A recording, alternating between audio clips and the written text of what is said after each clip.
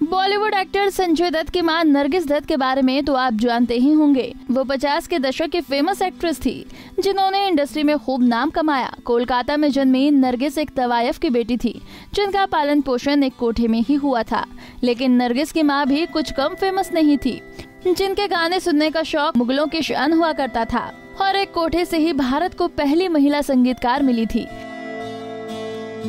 ये वो समय था जब लड़कियों का फिल्मों में काम करना तवायफ के पेशे से भी ज्यादा बुरा माना जाता था। तब एक कोठे पर गाने वाली ही भारत की पहली फीमेल म्यूजिक डायरेक्टर बनी।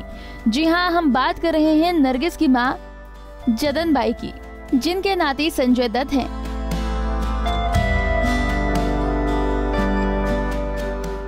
एक ऐसी खूबसूरत और आवाज की जादूगर महिला जिससे शादी करने के लिए 2 ब्राह्मणों ने इस्लाम कबूला था। चलिए इस पैकेज में उनके बारे में ही आपको बताते हैं। दरअसल जदन बाई अपनी मां की बदौलत ही तवायफ बनी थी। साल 1900 के दौर में जब भारत पर अंग्रेजों का राज था, तो उन दिनों भारत के इलाहाबाद जिले, जिसे अब प्रयागराज कहा जाता है, के एक कोठे पर एक मशहूर तवायफ थी दलीपा बाई, और जदन बाई उन्हीं की बेटी थी। इलाहाबाद की सबसे मशहूर तवायफ दलीपा बाई और पिता मियां जान की बेटी जदन का जन्म बनारस में साल 1892 में हुआ था। लेकिन 5 साल की उम्र में ही जदन बाई ने अपने पिता को खो दिया। दलीपा बाई की जिंदगी में भी बहुत उतार चढ़ाव आए थे। वो अपनी शादी के दिन ही विधवा हो गई थी। वो तवायफ और कोठे से ताल्लुक नहीं रखती थी, लेकिन एक हादसे ने उन्हें कोठे पर पहुंचा दिया था। दलीपा बाई का बाल विवाह हुआ था और जब शादी के बाद उनकी विदाई लेकर बारात पंजाब के गांव में पहुंची तो डाकुओं ने हमला कर दिया। सारा दहेज और सोना लूट लिया और दूल्हे को गोली मार दी गई। किसी तरह दलीपा अपनी जान बचाकर तो भाग निकली, लेकिन ससुराल वालों ने उन्हें अभागन कहा और विधवा प्रथा के कष्ट देने शुरू कर दिए। उन्हें रोज प्रताड़ित किया जाता था।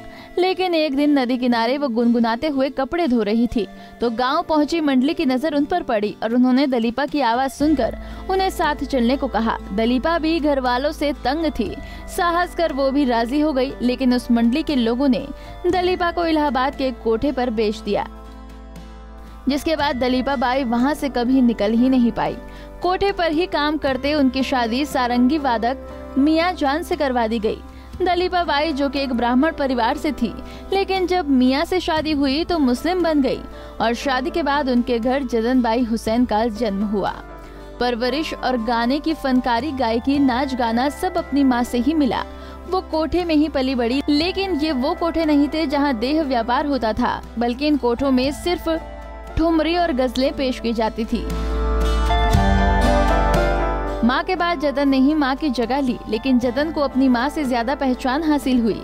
जदन की एक नजर के लिए लोग इस कदर दीवाने हो जाते थे कि अपना सब कुछ छोड़ने को राजी हो जाते थे। जदन बाई ने 3 शादियां की। पहले पति गुजराती हिंदी बिजनेसमैन नरोत्तम दास थे, जिन्हें बच्ची बाबू के नाम से जाना जाता था। जब जदन के कोठे पर पहुंचे तो उन्हें देखते ही जदन से प्यार हो गया और जदन के लिए उन्होंने इस्लाम कबूला और शादी की। दोनों का एक बेटा हुआ, अख्तर हुसैन। लेकिन कुछ सालों बाद नरोत्तम जदन को छोड़कर हमेशा के लिए चला गया।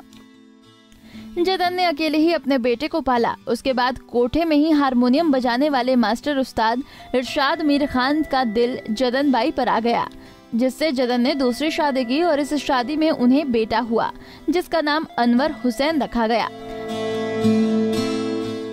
लेकिन ये शादी भी नहीं चली और दोनों अलग हो गए। इसी बीच जदन की मुश्किलें बढ़ गई थी। अंग्रेजों को लगता था कि जदन अपने घर पर क्रांतिकारियों को जगह देती है, जिसके चलते वो लगातार छापेमारी करते थे। इससे तंग आकर जदन ने बनारस छोड़ा और कोलकाता आ गई। यहाँ पर कोठे पर गाना शुरू किया। यहाँ उन्हें लखनऊ के एक रईस परिवार का शख्स मिला, जिसका नाम था मोहन बाबू, जो पानी के जहाज के जरिए कोलकाता से लंदन डॉक्टरी करने जाने वाला था। लेकिन जहाज के रवाना होने में देरी हुई तो वो शाम गुजारने के लिए जदन बाई के कोठे पर जा पहुँचे। जदन बाई को देखते ही मोहन बाबू ने उनसे शादी करने का मन बना लिया, लेकिन मोहन बाबू एक अमीर खानदानी परिवार से थे, इसलिए वो कभी भी इस शादी के लिए राजी न होते। जबकि जदन बाई 2 नाकाम शादियां कर चुकी थी, 2 बच्चों की माँ और कोठे वाली थी। उन्होंने मोहन बाबू को कहा कि वो पहले अपने परिवार को जाकर बताएं कि वो एक मुस्लिम तवायफ से शादी करना चाहते हैं, फिर वो उनके प्रस्ताव के बारे में सोचेंगी। मोहन बाबू चले गए और 4 साल के बाद लौटे, लेकिन पूरे परिवार के साथ नाता तोड़कर। इस साहसी कदम के बाद जतन बाई ने भी शादी के लिए हाँ कह दी। मोहन बाबू ने शादी से पहले इस्लाम कबूला और अब्दुल राशिद बन गए। मोहन बाबू की सारी जिम्मेदारी भी जतन बाई ने उठाई। साल 1929 को उनके घर बेटी हुई जिसका नाम था फातिमा राशिद, जो कि 50 के दशक की फेमस हीरोइन नरगिस बनी। कुछ सालों बाद जतन बाई सिंगर बनने के लिए बनारस से कोलकाता पहुंच गई, जहां उन्होंने संगीत की शिक्षा ली और देखते ही देखते उनके गाए गाने देश भर में पसंद किए जाने लगे। ब्रिटिश शासक भी उन्हें अलग अलग जगहों पर महफिल सजाने के लिए बुलवाते। रेडियो स्टेशनों के जरिए उनके गाने देश भर तक पहुंचने लगे। कहा तो ये भी जाता है कि यूनाइटेड किंगडम की म्यूजिक कंपनी ग्रामोफोन इनकी गजलों को रिकॉर्ड करवा कर ले जाया करते थे।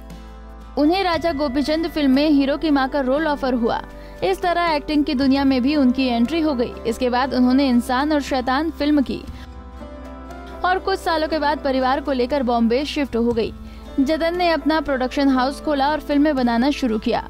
अपने दोनों बेटों को फिल्मों में उतारा, लेकिन वो फ्लॉप रहे।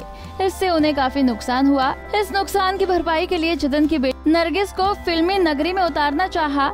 हालांकि मोहन बाबू, जो कि शादी के लिए डॉक्टर बनने का सपना छोड़ चुके थे, वो चाहते थे कि उनकी बेटी नरगिस डॉक्टर बने, लेकिन माँ जतन ने कर्ज अदा करने के लिए नरगिस को फिल्मों में लाना जरूरी समझा। 6 साल की नरगिस को बतौर चाइल्ड आर्टिस्ट फिल्मों में आ गई और कई फिल्मों में छोटे मोटे रोल करने के बाद नरगिस को 14 साल की उम्र में तकदीर फिल्म से पहचान मिली। साल 1940 तक आते आते जतन बाई का प्रोडक्शन हाउस बंद होने के कगार पर था, क्योंकि कई और प्रोडक्शन हाउस खुल गए थे। कंपनी बंद हुई तो जतन ने फिल्मों से दूरी बना ली। जतन का यही सपना था कि उनकी बेटी नरगिस को सुपरस्टार बनते देखे, लेकिन अफसोस कि ये सपना उनका पूरा नहीं हो पाया। 8 अप्रैल 1949 में कैंसर से जतन बाई का निधन हो गया। उन्हें मुंबई के बाबा कब्रिस्तान में दफन किया गया। नरगिस सुपरस्टार हीरोइन बनी और उन्होंने सुनील दत्त से शादी की। साल 1981 में नरगिस की मौत भी कैंसर से हुई और उन्हें भी अपनी मां जतन बाई की कब्र के पास ही दफनाया गया।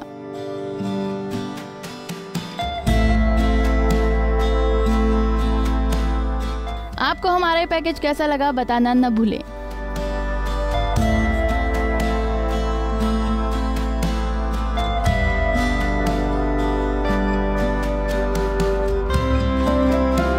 नारी से जुड़ी मोर अपडेट्स के लिए हमारे इंस्टाग्राम को फॉलो, फेसबुक को लाइक और यूट्यूब चैनल सब्सक्राइब करना ना भूलें।